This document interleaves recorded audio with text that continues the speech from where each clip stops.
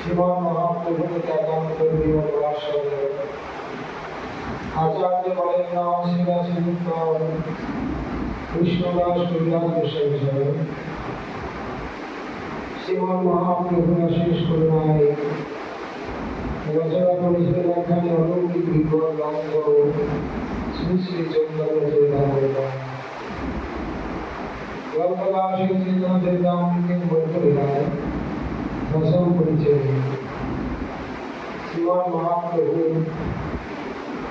দক্ষিণ ভারত ভ্রমণ করে পুনরায় লীলাচলে ফিরেছেন। সাগর ভট্টাচার্যের গিয়ে হয়েছেন রাজা এসে উপস্থিত। সাগর ভট্টাচার্যকে রাজা জিজ্ঞাসা করলেন,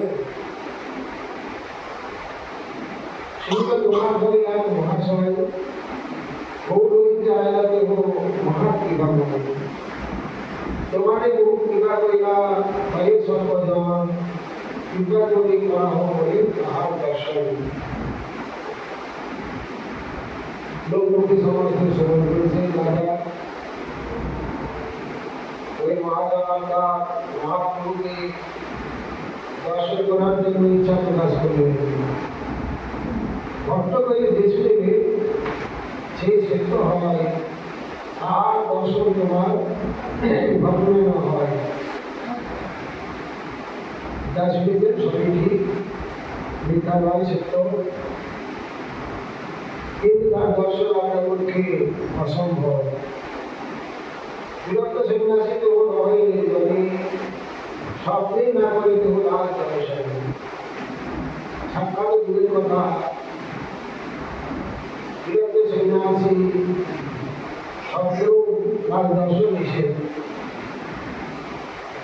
তথাপি প্রকারে তোমায় হয়তাম দর্শন সম্প্রতি করিল দেহ দক্ষিণ গমন। তবে যখন মহাপ্রভু আসেন তার পূর্বের কথা বলছেন, আপনাদের কৌশল করে নতুন প্রকারে দর্শন করা যাও, কিন্তু তিনি এখন দক্ষিণ দেশে গমন করেছেন। রাজা জগন্নাথচারী কেন গেলা ভক্তদের মহাত্মে গেলা, জগন্নাথ ধাম ছেড়ে দক্ষিণ ভারতে কেন গেলেন, কি মহাত্মে গেলা।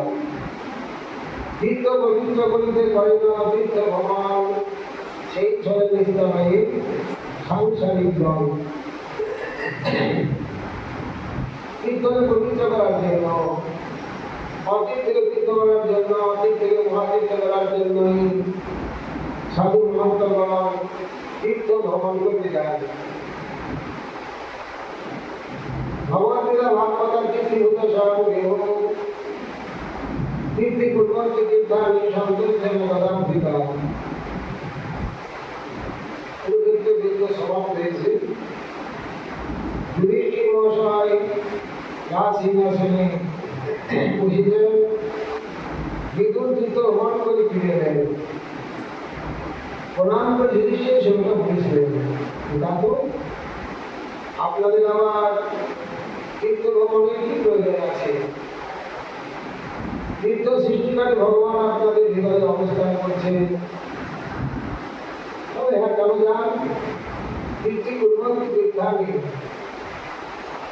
তীর্থকে মহাতীর্থ করার জন্য, অতীর্থকে তীর্থ করার জন্যই আপনারা তীর্থ ভ্রমণ করেন। মহান্তির সভায় চাইতে ভ্রমণ নিজ কার্য নাই তবু যান বড় ঘর। বৈষ্ণবেরই হয় স্বভাব নিশ্চল, কেউ ধীরময়ী হয় স্বতন্ত্র ঈশ্বর।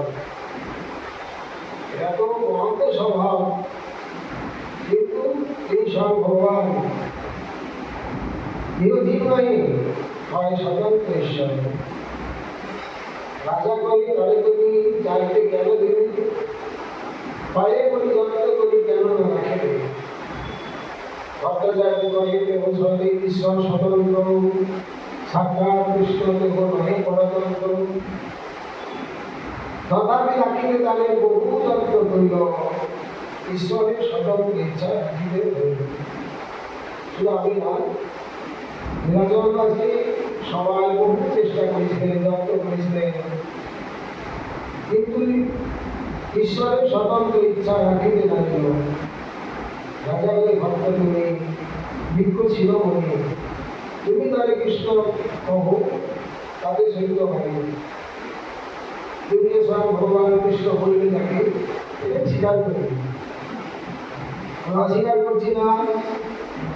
বিহার হবে আগমন, একবার দেখা করি সফল, একবার দেখি করি সফল নয়ন। ভট্টাচার্য কহিল আসি দণ্ডকালে, রহিতে তলে এক স্থান চাইলে বিরোধী। শীঘ্রই ফিরে আসবে।